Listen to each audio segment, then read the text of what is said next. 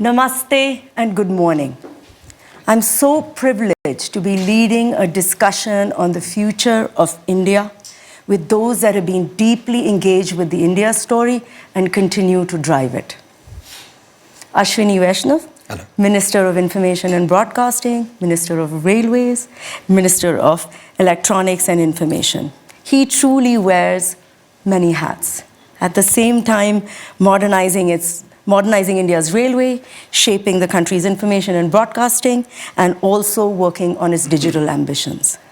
Geeta Gopinath, Gregory and Anya Coffey Professor of Economics at Harvard.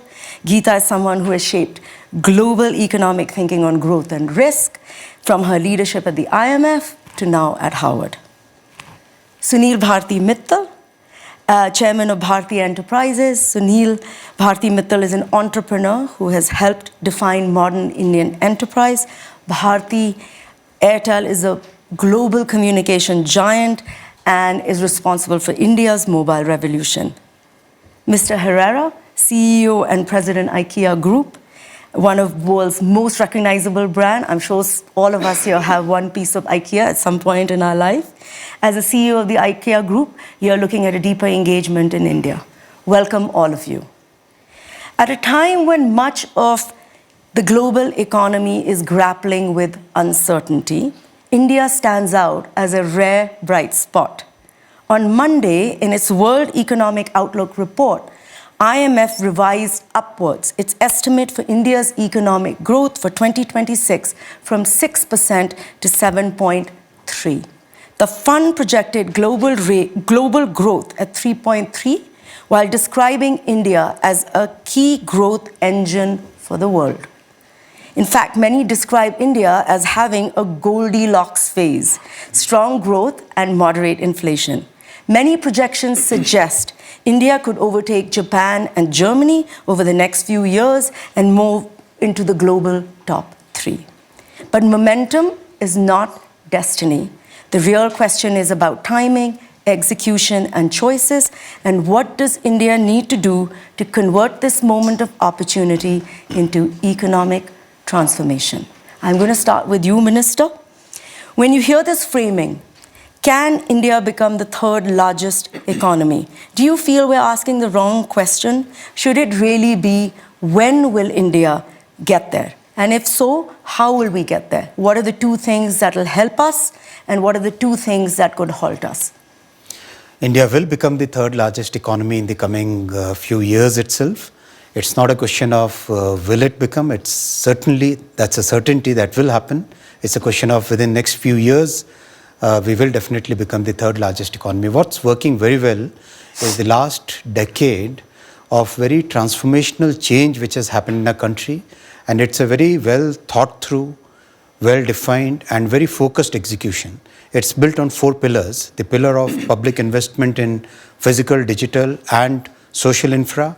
The pillar of making sure that the entire society grows along with the growth of the country. So very inclusive growth.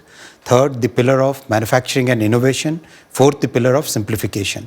All this combined with the base of technology that we have put, we can very clearly say that India is going to grow with 6 to 8% real growth and a moderate 2 to 4% inflation and a nominal growth of 10 to 13% with 95% confidence interval in the next 5 years. So that's the kind of growth journey which is there, we can say with a lot of confidence.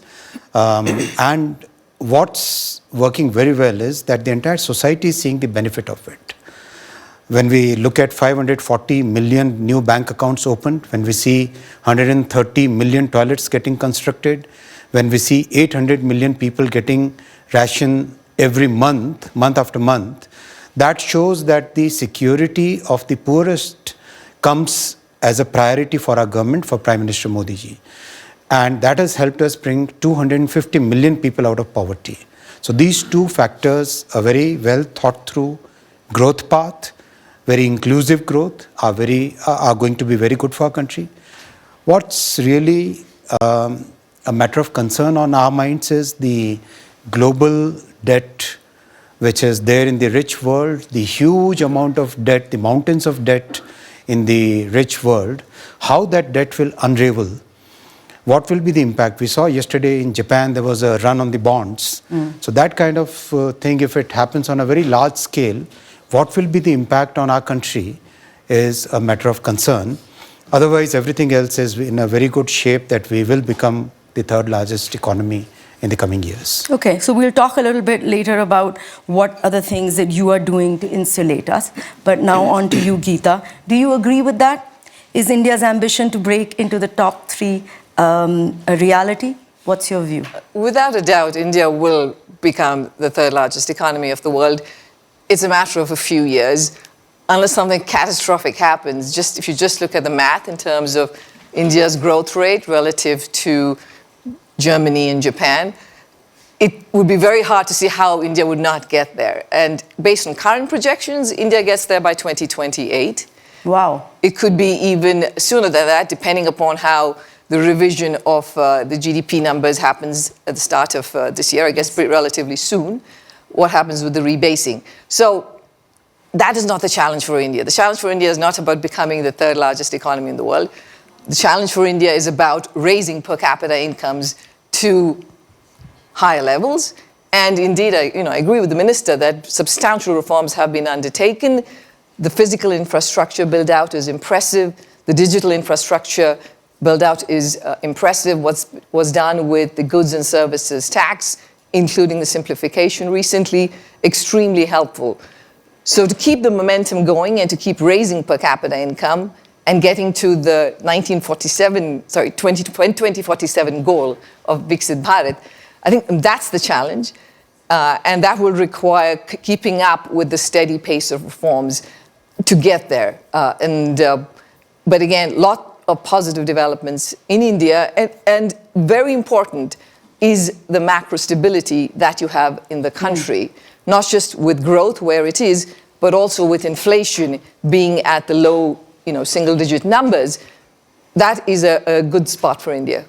So you have said earlier that the two things that could hold us back, one is land acquisition is a little bit messy, deregulation, and you have said we've not really used our demographic dividend to its fullest. So what are the things that you think we can do to fix some of those? Yeah, I think a little bit messy is probably an understatement. It is a tremendous challenge in India to acquire land, to have clean land titles.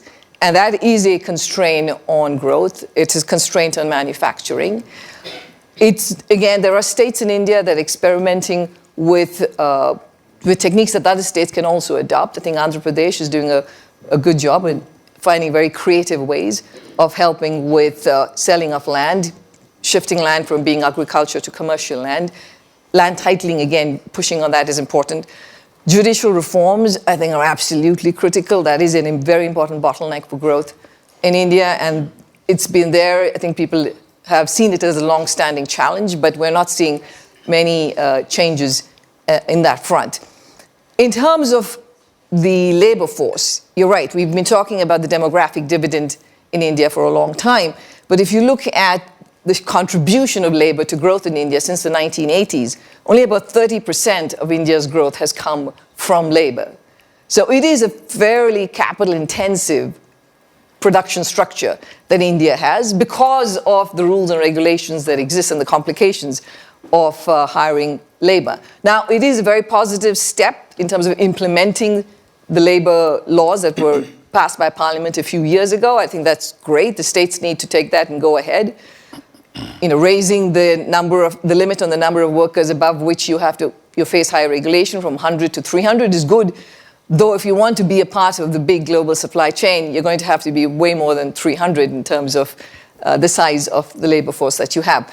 So pushing on that front is important. Labor market flexibility is critical. On top of that is the skilling of human capital. I think that is a very important part of the solution too. It's not just about the fact that firms aren't creating jobs. There is a mismatch between what jobs can be created and the skill of the labor force in India. So pushing on that front in terms of the level of education and human capital and skilling, super critical. Minister, would you like to come into any of the comments that Geeta has made? Anything you'd like to add? We follow a model of cooperative federalism where the central government and the state governments, we work together to bring out many of the reforms. And some of the reforms which are happening in Maharashtra, in Andhra Pradesh, in Odisha, many of these reforms are now becoming the template for other states to follow. And the labor reforms implementation is a major step. GST simplification, labor reforms, opening the nuclear energy sector to private sector, and reforms in practically every sector. We have two groups of ministers which are working on half the ministries in one group, half the ministries in other group, where we are going down to the procedural reforms, to legal reforms, to every possible reform that we can have. And I'll request all the participants present here, in case you feel there is any particular point which is hampering your growth in India, do come out. We are here to listen to your problems and solve them. We are here to be the catalyst for your growth in India. Yeah. Excellent. Mr. Mittal, you're a pioneer of India's digital revolution. Much of its growth would not have happened without you. You helped build the networks on which we are now growing. What do you think is the next thing we can do to turbo our growth, and what do you think is leashing us? Well, I think India is generally in a great spot. You already heard that it's a matter of numbers, mathematics. We will get there to be number 3. And if I put a spiritual metaphor around it, I would say it's written in the stars. The question is $6-7 trillion for 1.5 or 1.6 billion people doesn't stack up. So we will get to number 3, but we need to get to $25-30 trillion. And we can quibble about the year in which we'll get there, but we have to get there and we will get there.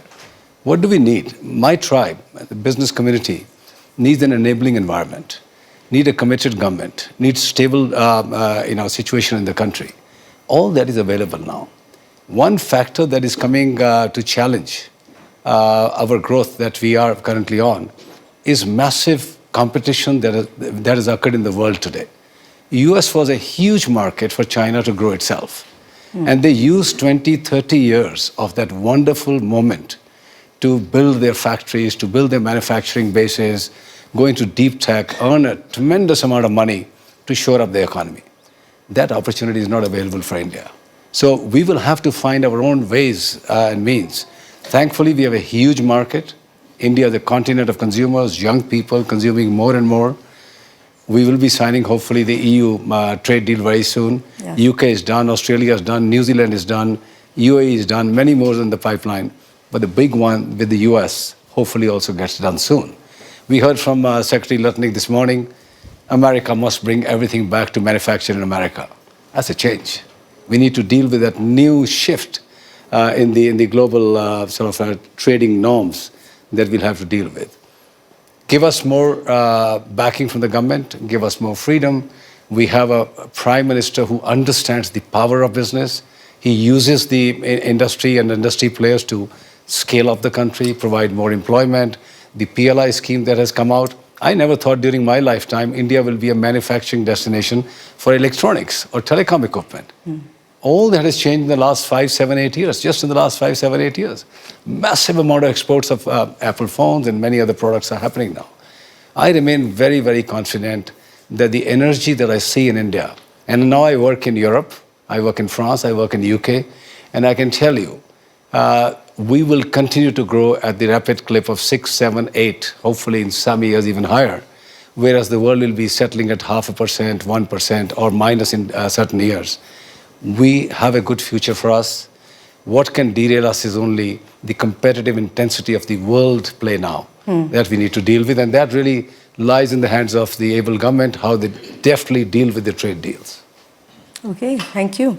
Mr. Herrera, you've seen India through many, many years, and right now with IKEA on the ground. From a global CEO's perspective, how does the world view India's growth story? First, I have to say that I always make a disclaimer when talking about India. I am emotionally biased with India because we live in the family, my wife and the 2 children, for 6 years. And so I call myself an Indian ambassador in the business community. So unpaid as well. This is the best. Disclaimer made. No, of course, India, you have to be in India. There is no option because it's... it's a big market, It's the young population. It's also a democracy. It's the English-speaking country. But also at the same time, India has had, is having, and will have the possibility to leapfrog from agriculture to the most developed AI much faster than any other country. You know? So we see, of course, very positive India in that sense. So, Minister, you said in the first question I asked you that one of the pillars is simplification, which is basically deregulation. And many times, whoever you speak to, that is one of the concern areas. So can you talk a little bit more about what are you doing to make ease of business happen in India? Absolutely. In the last 10 years, 1,600 laws, old, antiquated statutes have been removed from the statute book. Can you give a similar example anywhere in the world? 1,600 laws have been removed. 35,000 compliances have been removed. A big exercise is right now going to reshape the legal structure tuned to modern times, because many of the laws were written in a time when the government and the political setup of that period, I'm saying of the early, from 1950 to 1990, that was a period when the governments were basically very inward looking. They were very protectionist. They were not looking at the energy of our people. They were trying to control that energy. So many of those laws are being rewritten now. So that's a major exercise which is going on. Second, many of the procedural things are getting changed. Mr. Mittal is witness to get a telecom tower permit. It used to take 270 days. Now it takes 7 days. To get a railway terminal connected to the railway network, it used to take 6 years. Now it takes just about 2.5 months. So that is the kind of simplification, procedural as well as legal, is happening in the country. Our entire criminal justice system, which was of 1800 some vintage, so that has now totally been transformed into a new structure. The Telecom Act was of 1854 vintage. That has been replaced by a brand new 2023 Act. So practically every sector, we are trying to bring in a totally new legal framework, a totally new procedural framework built on the technology stack that we have. Okay. So, Geeta, I don't know whether you know, but there's a Rajiv Guava committee which is looking at deregulation. I want to ask you, is making another committee to get rid of bureaucratic red tape the best way forward? Well, I assume that this is not just a committee for its own sake, but the hope is that it's going to come up with actual actionable plans. Yes. Absolutely. I mean, India needs a lot more deregulation. It is still, in terms of ease of doing business, it is still a challenging place to do business. I'd love to hear from you in terms of what challenges you face. So taking out more and more of the archaic rules that have held back business is absolutely critical. But then all other aspects of India will also have to continue in terms of the reforms will have to continue, the ones we talked about on land and labor. One of the areas I wanted to point out, which we usually don't talk about when you're talking about business development, is I want to talk about pollution. Mm-hmm. Pollution is a challenge in India. And if you look at the impact of pollution on the Indian economy, it is far more consequential than any impact of any tariffs that have been put on India so far. If you look at the annual cost to India's GDP of the level of pollution that you have, and it's not just the effect on economic activity, but it's also the loss in lives. I mean, the numbers are really large. Based on a World Bank study that was done, I think it was published in 22, about 1.7 million lives are lost every year in India because of pollution. That's 18% of the deaths in India. I think even from any international investor's perspective who's thinking of coming in and putting up a shop in India, if you have to live there and you have the environment is not of the kind that you feel that, okay, this is going to be consequential for your health, it holds you back. And obviously, not to say, but all the Indians that are living in this kind of pollution. So addressing that on a war footing is critical. I mean, this has to be a mission, a top mission for India. Along with deregulation, we're putting it right up there. Along with deregulation for India, yes. So, Mr. Mittal, you work in other countries, you just mentioned in Europe, and you've been working in US as well. What are the lessons that India can take from there for ease of doing business? What are the things that we can adopt? Well, I can say certainly nothing from France or UK. No, it's much harder, much harder. Oh, really? Oh my God, it's much harder. And they also have the, additional burden of the Brussels bureaucracy, which they have to deal with. There's just multiple layers there.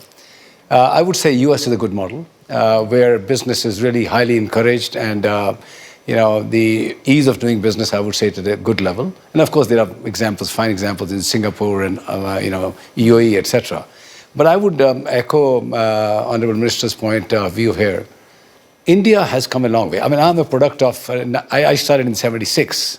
So I have You're giving your age away. Yeah, it's fine. But I am telling you, I've seen this plethora of books, handbooks, manuals, standing outside in DGTD, CCIE, hundreds of departments getting one license to get something into the country.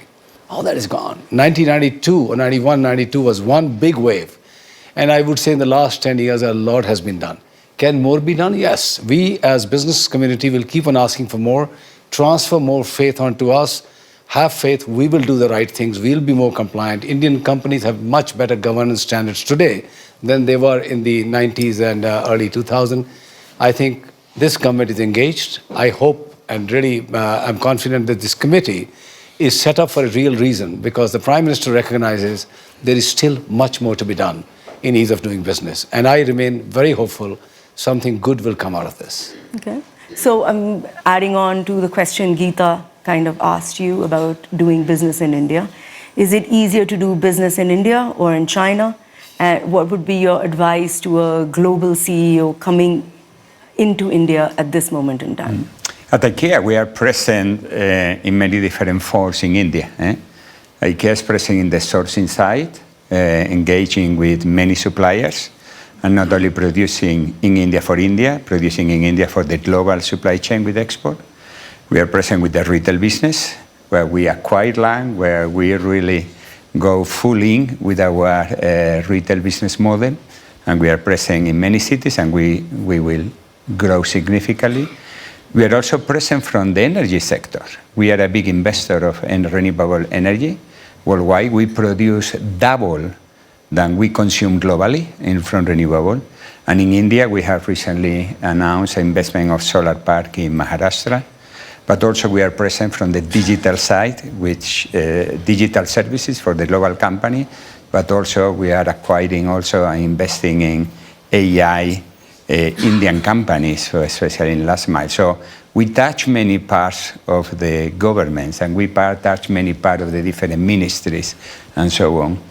So on that side, doing business in India, half full glass, what is really good, and then what is the opportunity, half empty glass. In the half full, it is true that it's a process of simplification. And then what it is even more important, when you face the blocks, you knock the door and you are heard. I always praise the IAS officials. They are fantastic across the country because they listen to you, you meet them, you discuss, and then it's important. Sometimes things are a bit more complex, you need to find a way, but they are with you, so they don't ignore you. I think every time we have faced issues, we sit down, you have to invest time, but you sit down and then you share and then you are helped. And I see something that I really recognize from India. What is needed to do more in the future is try to find ways, harmonization with global standards. If I take an example, production of furniture. Do you know how much India accounts for the global production of furniture in the world? 1%. Can we agree that India deserves more than 1% of the global production? Of course, we agree on that. That's why, for example, the new legislation on QCO, increasing standards and the quality, we welcome very much the intent. We are really supporting that India increase the standards of quality, because that will help us, for example, to export globally. Then the implementation has to be done in a way that it is done in a smooth way, and it doesn't come as a law, it comes as a way to support the supplier as well. So it is the implementation which is equally important for the future when it comes to harmonization of standards. And then advice, the last question is coming from the advice from the CEO.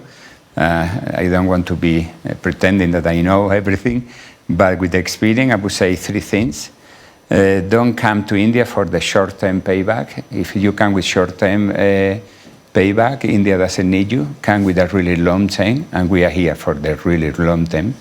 We are owned by a foundation. There is no profit that goes to private shareholder. Everything gets reinvested into the business, and we have a super long-term approach. So long-term. The second one is engage with the Indian stakeholder, engage and in a true partnership and invest time. And the third one, try to understand India from inside and not from outside. You cannot come to India with your prejudgment, your biases, and to pretend. You need to go. I invested a lot of time personally. We didn't take consultant company when we set up retail in India. I personally engaged, meeting customer on the shop floor, customer on the homes, meeting IS official, listening.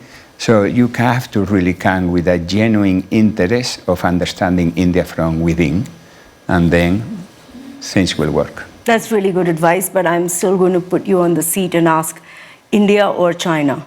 What's easier doing business? You know, we are a global company. We need to operate globally. So we have to operate all over the world. And then the important thing is not choosing one or the other. The important thing is whenever you go, you have to go with your full set of values as a company. You have to go full in, and then you have to really find a partnership. I often say that we are in the... So home is the most important place in the world. Yeah. And we are in the life at home business. It is because of that we truly believe that we can help many Indians to have a better life at home. At the same time, I am saying quite often, India is helping IKEA to be better. We are learning massively from India, and we take this learning globally. Okay, I'm going to take that as India. Okay, going to come to a little bit on tariffs, sir. India currently has one of the highest tariffs imposed by the US to any country, almost 50%. How is India insulating its growth story from this? We are a very resilient economy. The fundamentals, macro as well as micro, are very strong. And that's really helped us through this turbulent period. Our exports have actually increased despite the tariffs. Our producers are finding new markets. We are growing our export sector in multiple ways. For example, electronics exports has now become the third largest exported commodity out of India, after, of course, engineered goods and petroleum products, which was like unbelievable even 10 years ago, even 5 years ago, this was unbelievable.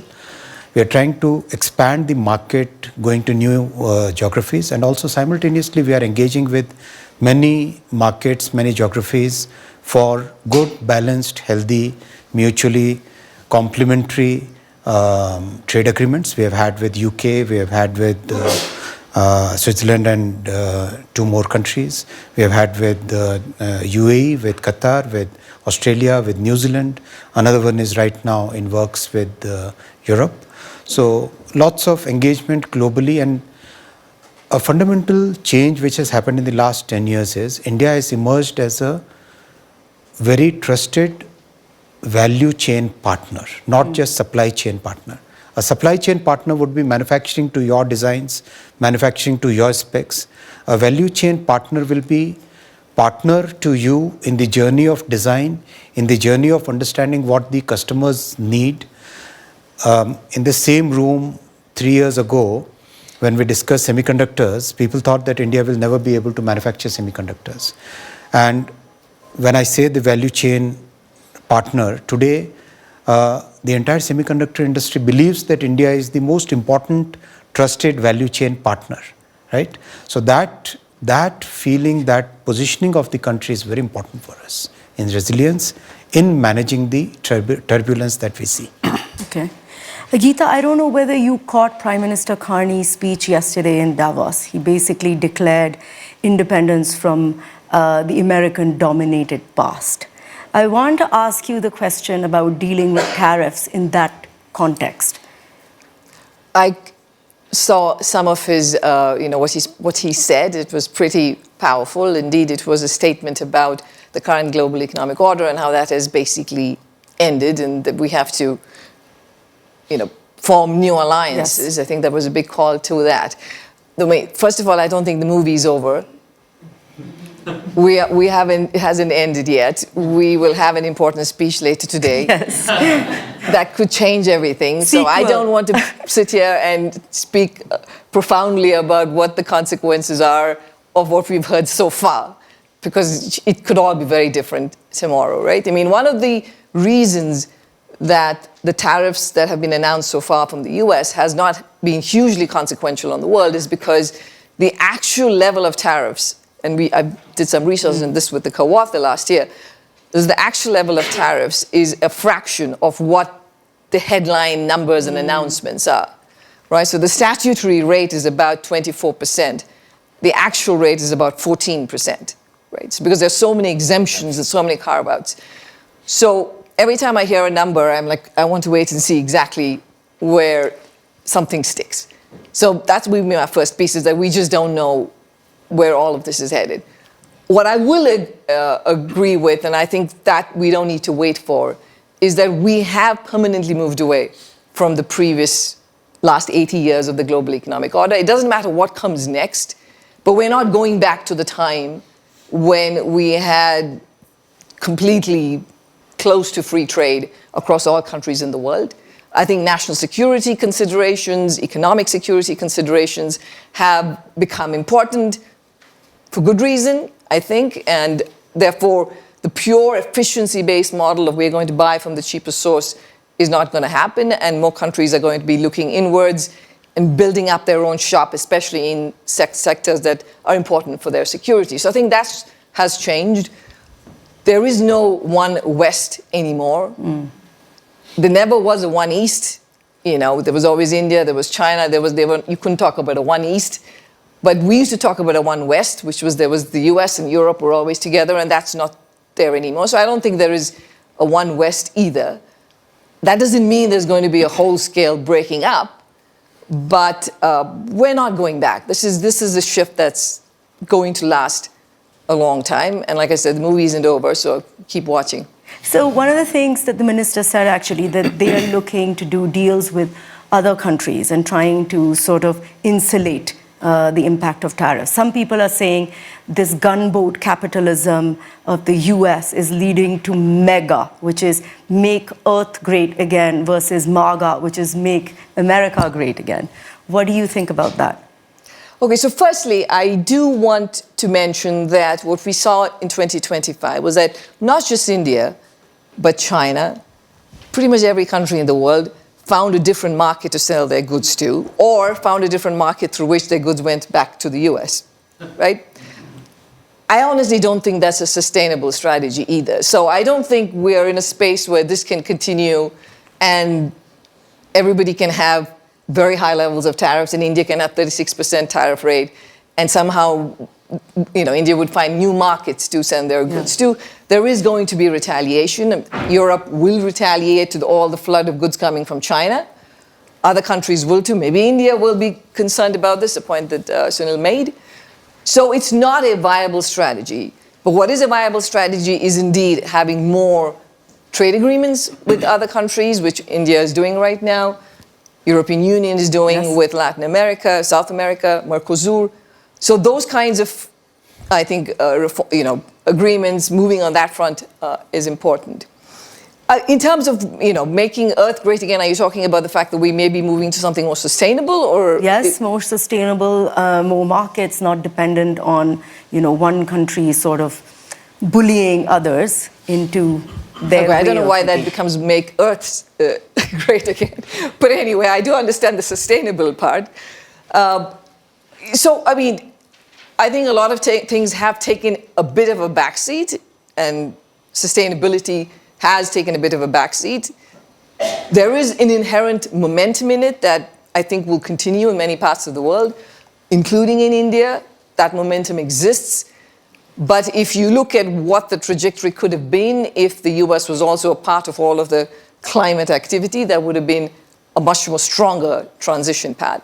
But that said, again, I think that train has left the station. I do think, and it's not just about sustainability, and it's not just about the environment.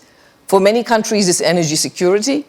Instead of having to rely on fossil fuel imports, if you can rely on sunshine in your country and use that to produce energy, it's good for your economic growth. It's good for job creation. So I think that will continue. Among the risks that the planet faces are climate-related risks, so that's not going away. There's a lot of distraction right now, but we still have to deal with weather-related shocks. So one of the things that Geeta said, and you've mentioned as well, is uncertainty. I mean, she's saying you have a headline, they say a particular tariff, but she still waits to see what is the effectiveness.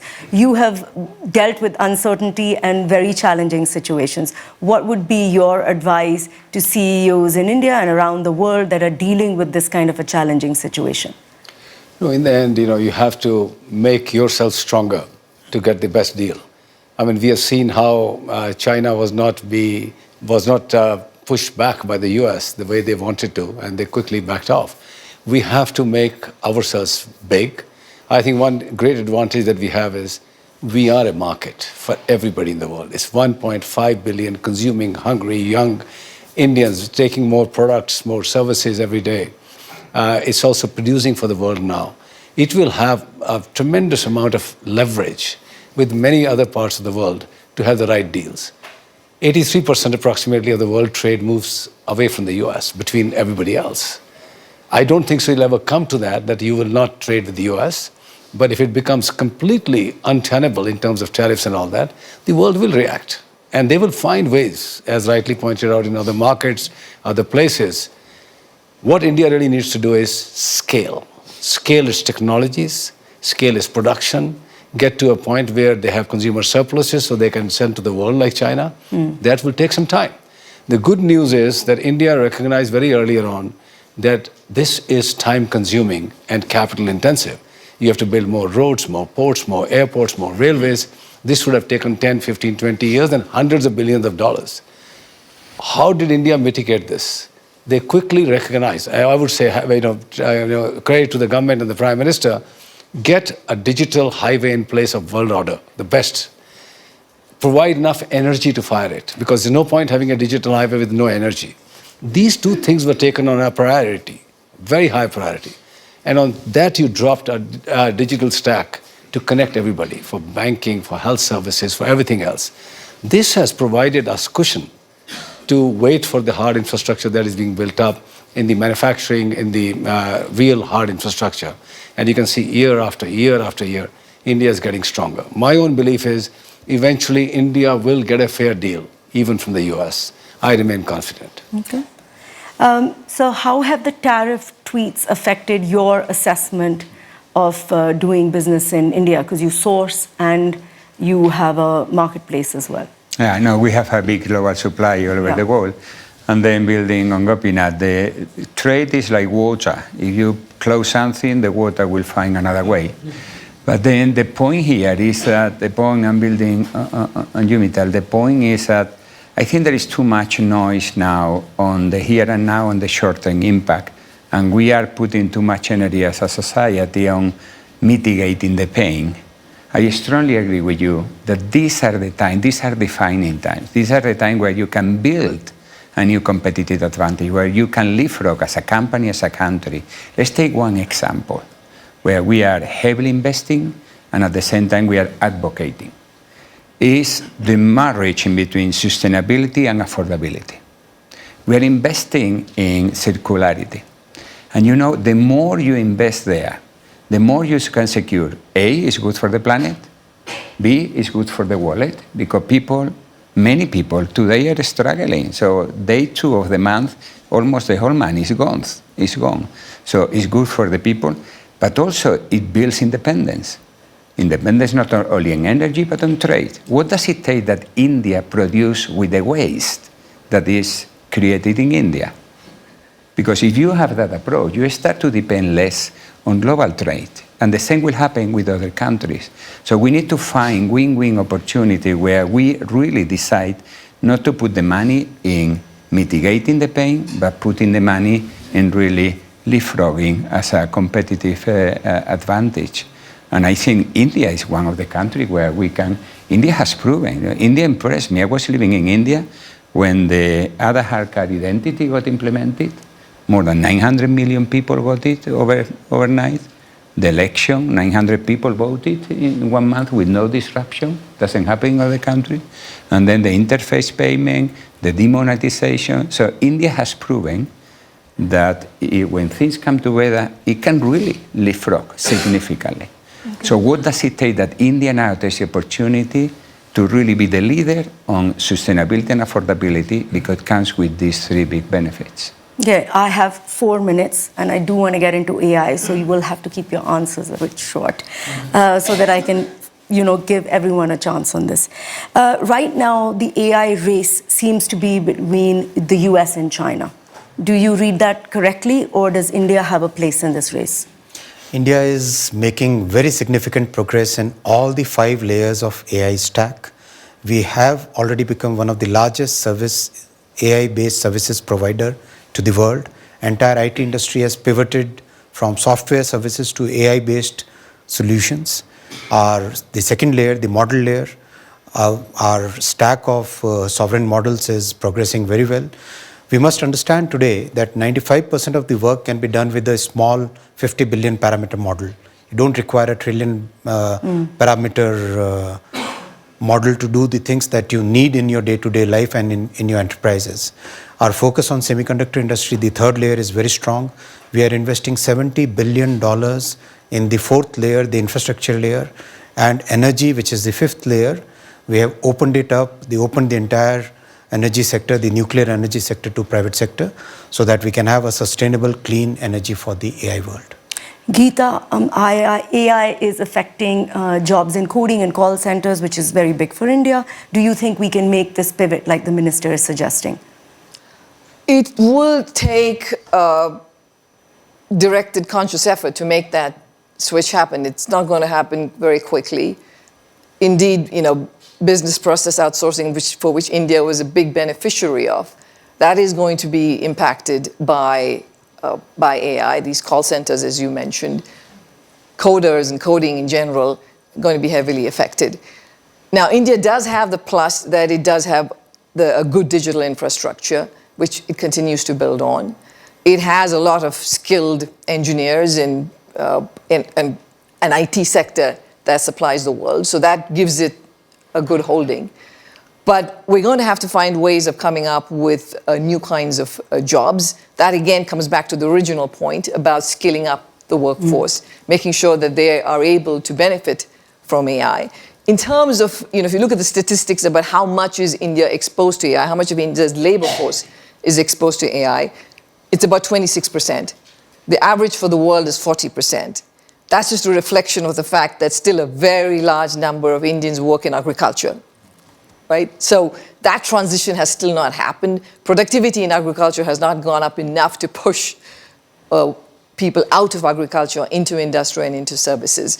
So that transition is still ongoing. So there is less exposure to AI in that sense for the entire labor market as a whole. But like every country in the world, I think this is going to be an important challenge. India is already capital intensive for the reasons that I mentioned earlier. If we end up with services also becoming capital intensive in India, then there is going to be a problem with enough job creation. And here, labor market flexibility is, again, super important. So we just have a few seconds, but I want to get into it because you offered Perplexity free to your entire mobile network, right? I want to ask you what your view on AI is, because we are offering pervasive access to our market to foreign AI players. How do you see that? Yeah, I think India will find this very frugal ways of getting to AI development side. I think we have the minds, we have the brains, and as the minister rightly pointed out, there will be new models which will not require $1 trillion commitment, but maybe tens of billions of dollars. India will do that parallelly. As user of AI, We have now injected in various form factors in our business. Spam is one. Billions of messages, billions of calls from protecting our customers from fraud. Our whole network, from design to management, is run on AI now. Agentic AI is pervasive all over. Yes, some call centers are getting affected, and some different jobs will need to be found for those. But as a country, I would say India is well positioned to make good use of AI for its productivity, automation, and improvement in the economy. I'm sorry, I'm completely out of time. I'm not going to be able to give you the question on AI. I'm going to conclude. I think this has been a very good news session. I think everyone agrees that India is a force for good, and it's written in the stars. And I hope that this Goldilocks fairy tale has a happily ever after. Thank you very much, all of you.